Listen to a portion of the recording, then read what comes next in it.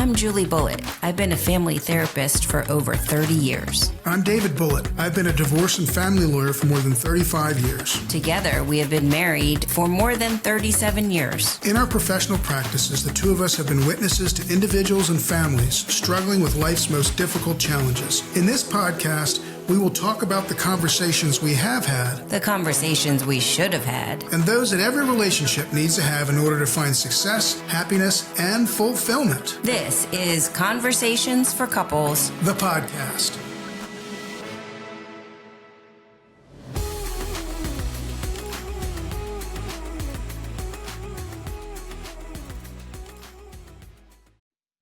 Welcome back to Conversations for Couples. The podcast. We did that good. Sometimes we mess that up, but she did it good. She did it good this time. Did it good this time. Today we have a really interesting guest. Her name is Nerissa Stewart, who has a lot, I think, going on when I looked at your bio. Nerissa is an author, an influencer, a coach. She's the CEO of the Bariatric Society, and her husband work together to help people, basically to inspire. If I say this wrong, you'll tell me, but they work together to inspire folks to help themselves, improve their lifestyles, achieve their personal goals, and also where we want to focus to improve their relationships. So, Rissa, I'm going to keep trying to do it. Yeah. Welcome aboard. How are you?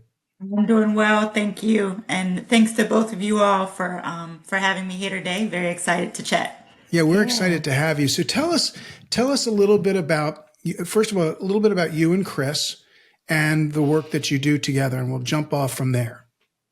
Absolutely. So Chris and I, we've been married for 10 years. We have a blended family of 5. So 3 boys, 2 girls. And probably around year 5 of our marriage, so in really 2019, we realized that we were in a rut, not really with our relationship, but with our health. So we were much heavier at the time, and we just could not find ways to get the weight off. And we found that was affecting the activity level that we had, like with our kids, our energy, all of the things, right? I think we were having knee trouble. My husband had high blood pressure. So just a lot of things that we were experiencing really at 35 years old, which is pretty young, right? Yeah. And so we decided to really take our health serious. We ended up going to see a doctor for a consultation, and we ended up having weight loss surgery, gastric sleeve to be exact. And now 5 years later, we've lost about 250 pounds together, kept it off. We've both had a round of plastic surgery. We had a surprise bariatric baby in 2021.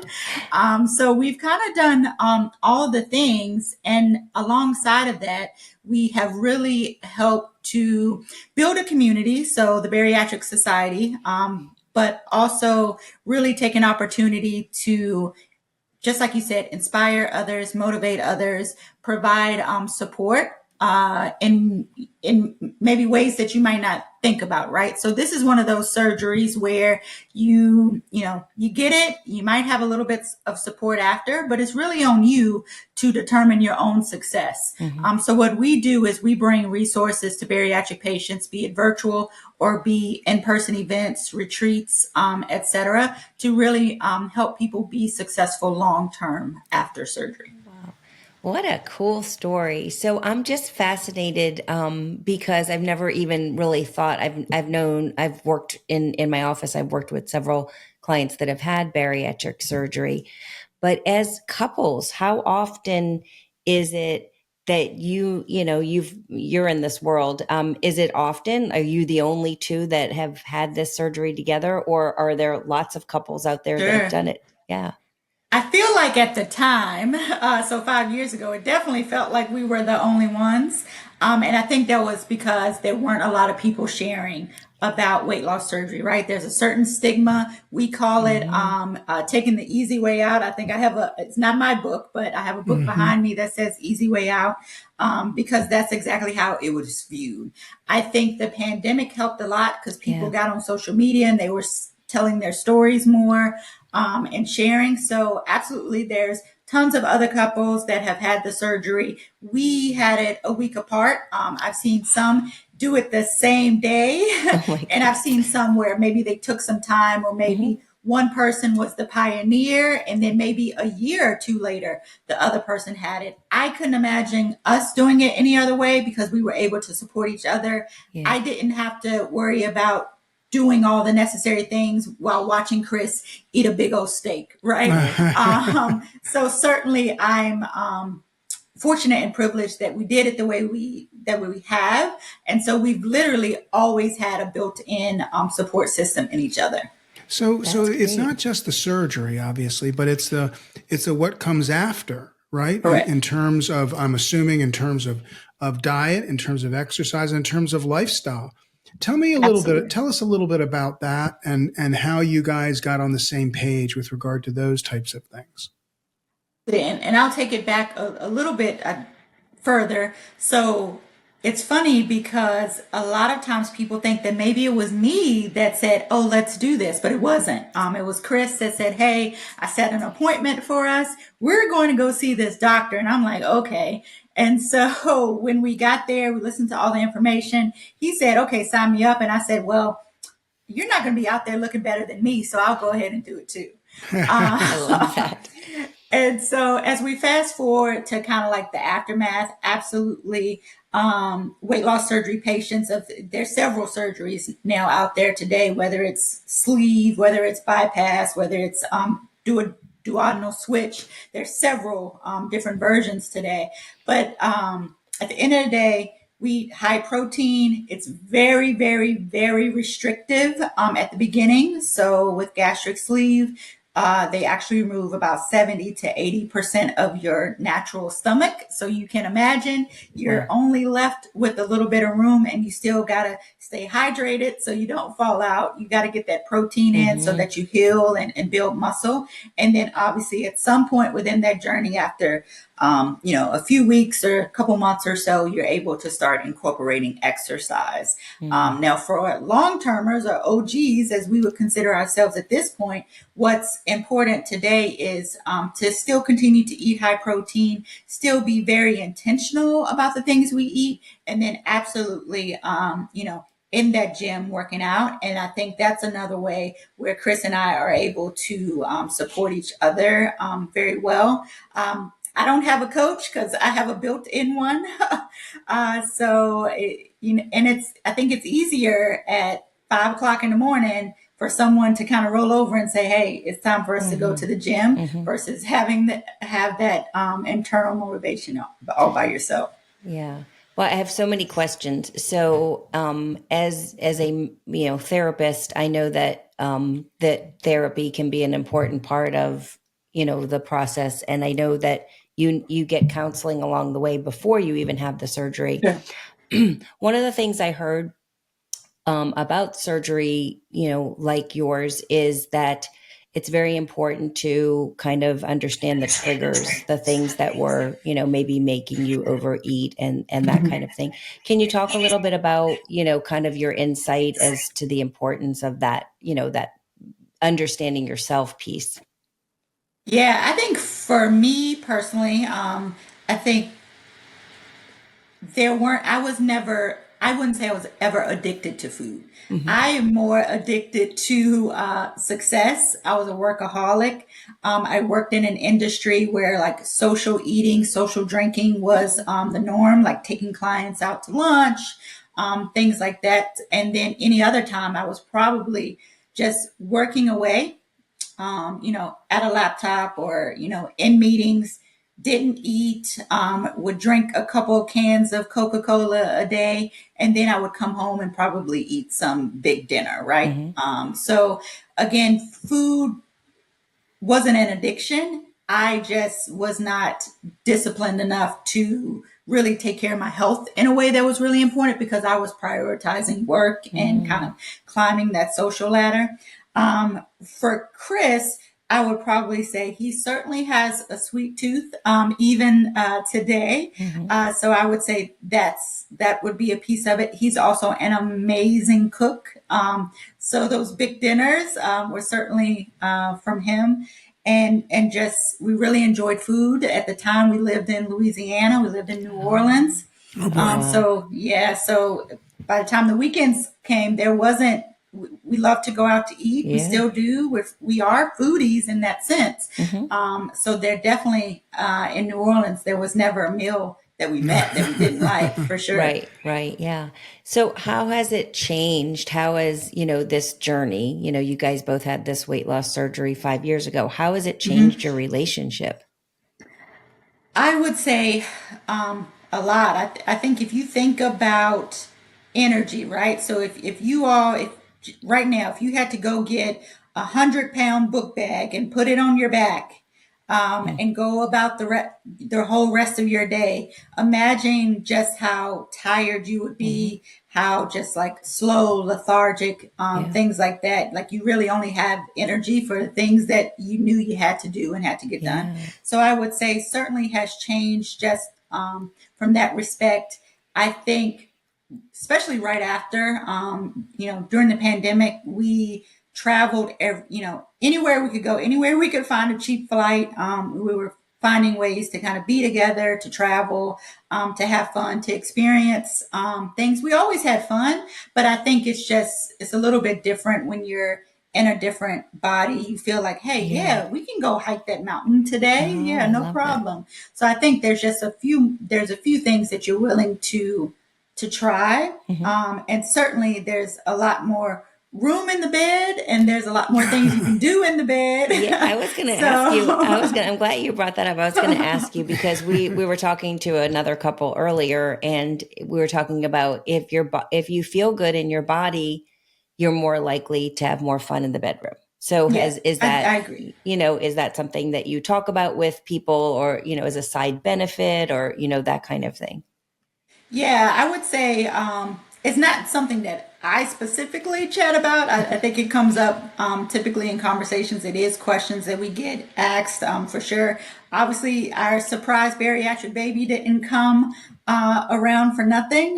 Definitely Hmm. happened on a rooftop somewhere in Mexico. Oh my, I love So, it. uh, so Great. absolutely, I think yeah, I think it does change you in a lot of different ways. We actually, so one of the things that we do is we host a bariatric retreat every year. And we actually, each year, we have a sex therapist that comes and shares about kind of, liberating your sexual image and kind of understanding who you are after bariatric surgery from a, relationship slash sexual experience Hmm. type of way. So absolutely, it's an important topic in our community for sure. Tell me a little bit about that retreat. Is it mostly individuals or are there couples that come as well? A little bit of both, Okay. absolutely. So, and when you say couples, sure, there might be couples that have had bariatric surgery together or Hmm. thinking about it. But then there's also those support systems, right? Where it's just like, hey, I don't need the surgery, but I'm here to support Hmm. my wife or to support Right. my husband. Or I see changes that maybe I wasn't expecting. So I want to know a little bit Hmm. more.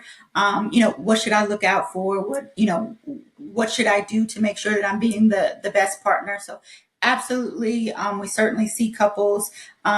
We also see, tons of therapists like yourself, Hmm. dietitianists, nutritionists, surgeons. We really focus on fun and connection, but resources are a huge part of that 4-day event. Yeah, that's very cool. What do you do? Because I know that this happens. I've heard, from different people, like somebody's considering getting the surgery and their partner, for instance, doesn't want them to because I love you just the way Yes. you are, and I, Yes. don't Yes. want you to change. And then this person is fighting sort of, within themselves and also externally with their partner. How do you see that playing out, and how do you support people with that kind of issue?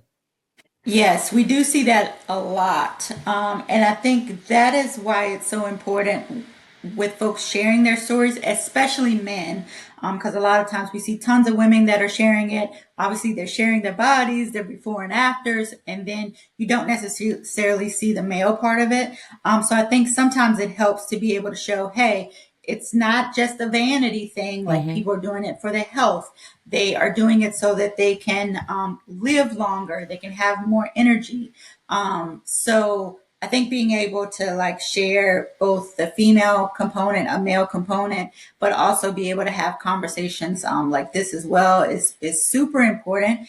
And just I always tell folks, take them with you to your appointment. Let them get their questions answered, because typically it's just that I just don't know. I've never known anybody that have had Yeah. surgery, or I know somebody 20 years ago, they gained all their weight back. They this, they that, they got a divorce, whatever the case may be. So I think it's just important to one, get the knowledge, have them get all of their questions answered so that they feel super comfortable, things like that. At the end of the day, bariatric surgery today is the most common elective surgery I know in the US. I would think perhaps in the world. So this is happening every single day. Over almost 1 million patients a year. So it is very, very, very, very safe. But until people hear that, I think they just hear surgery. You're having major surgery. What does that look like? What does that feel like?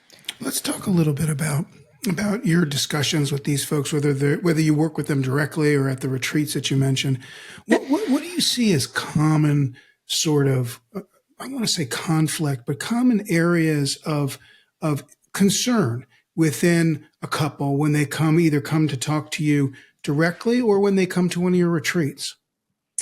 Absolutely. I think biggest one typically is perhaps self-image, it's confidence, it's now I'm getting all of this attention and I don't know what to do with it, right? It's very easy to be a wallflower and kind of be ignored when you're overweight. You're just kind of going through life.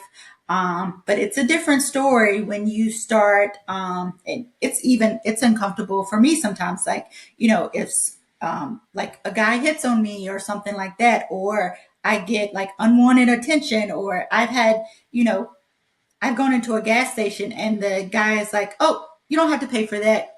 Have a great, like things like that. Like that does not happen. Yeah. Like that.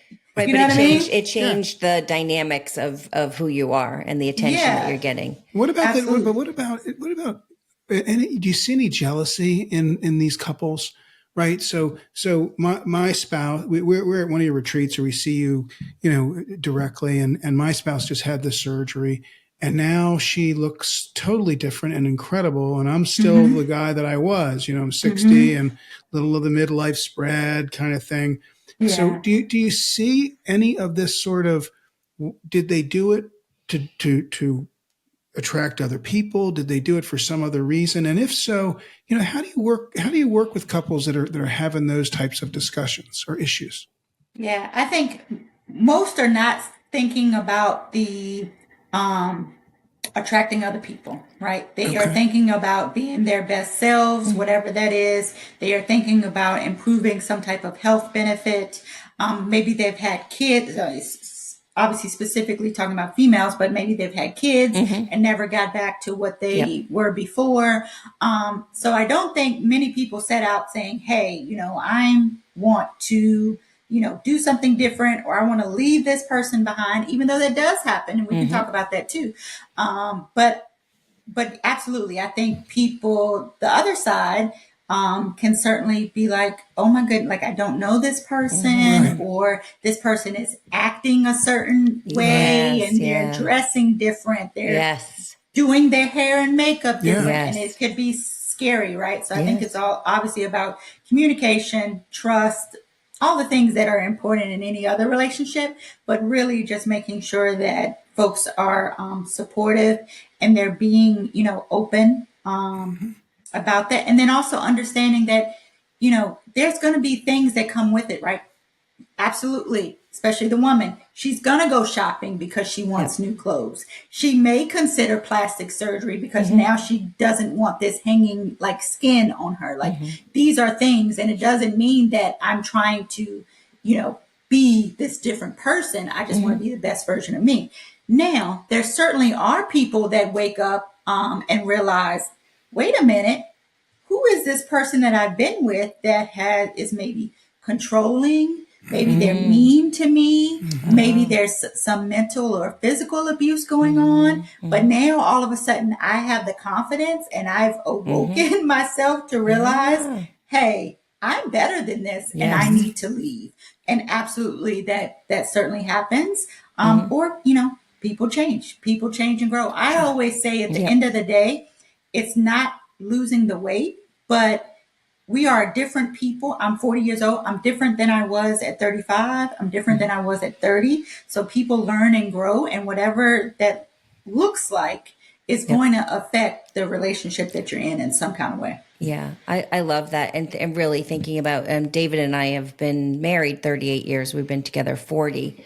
Yeah, which is a really long time. And there's been so many Not that changes. long. Right. But there's been so many changes. I'm not the same person that I was Yes. when he met Yes. me at 19 years old. Right. Mm-hmm. So sort of accepting that. But this, the bariatric surgery is certainly a very big change agent, if you will. Because it's And quick. it's quick. Yeah. And Yes. so kind of thinking about that. And I even think about like, people that, have, plastic surgery and how that can Yes. change and threaten the relationship. And then just being transparent. I had breast augmentation probably about 15 years ago. And Mm-hmm. David was like, "Oh, you're fine. You don't need it. You're good. I like the way you look." And I'm like, I'm not doing it for you. I'm doing it for me. Mm-hmm. I don't, I had nursed some babies and I don't like the Mm-hmm. way that my breasts look anymore. And I'm going for a refill. So, but he was, he didn't really, want me to have it at first. And then after I had it, of course, he was like, "Oh, this is like, what did you Well, say?" I tell people it's like the room you never knew you wanted, Right. right? You built this room, you didn't really think you wanted it, but now that you have the room, it's really nice. So, Yes. Yes. Yes. So Love that's, it. Love it.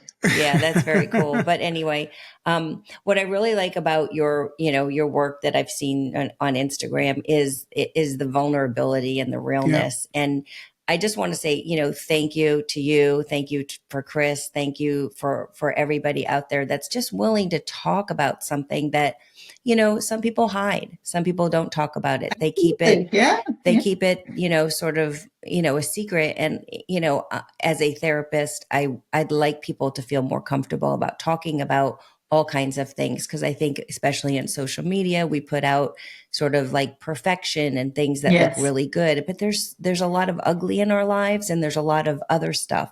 And I think that you're like showing all sides of life, which is awesome. Thank you. Thank you. Yeah. you You're know, welcome. you've been really terrific, and we really appreciate you taking the time and talking to us. Now, if there are folks out there who are interested in coming to one of your retreats or reaching out and contacting you, we're going to include a lot of this, and if not all of it, in our show notes. But give them a quickie as to how they can best get hold of you. Absolutely. So we are personally, I'm Rissa Recharged across all platforms. Chris is bariatric_bro. And then as an organization, we are Bariatric Society. So bariatricsociety.com, as well as Instagram, Facebook, TikTok, you name it. But we certainly have a lot of great resources. We have a Tuesday night live that we do with a bariatric surgeon every Tuesday night at 7 p.m. We Wow. cover a lot of cool topics. And then we have special edition shows where we meet with dietitians or other surgeons, plastic surgeons, etc. Our bariatric retreat is once a year. That's happening I don't know when this will air, but it's happening November 7th through 10th in San Diego, California. Ooh, There nice. are tickets available in our bio, but we also do other events throughout the year across the United States. And definitely make sure you're following us specifically on Instagram. We do a ton of giveaways. lots of different just great resources for either bariatric patients, folks that are taking GLP-1s, obviously super very popular right now, or even folks that are on a natural weight loss journey. Just tons of stuff. We're very connected with lots of awesome brands to try and get stuff and information into the hands of as many people as possible. That's awesome. You're trying to have a book club, I noticed, as well. Yes. Very we have cool. a bariatric book club as well. I Awesome, love it. I awesome. love it. Yeah. Well, thank you again, Nerissa. You have been terrific. We hope that your husband feels better. Sorry we missed him, and we'll catch him. Hope to catch him next time. In the meantime, we'll pay attention to you on all the social media stuff with smiles and emojis and whatever other things you put on there. We are the Bullitts, TheBullitts. This is Conversations for Couples, The podcast. Look to see you next time. Thank you so much. Julie Bulitt is a professionally licensed clinical social worker and family therapist. David Bulitt is a divorce and family lawyer. Julie is not your therapist, and David is not your lawyer. This podcast is meant for educational and entertainment purposes only.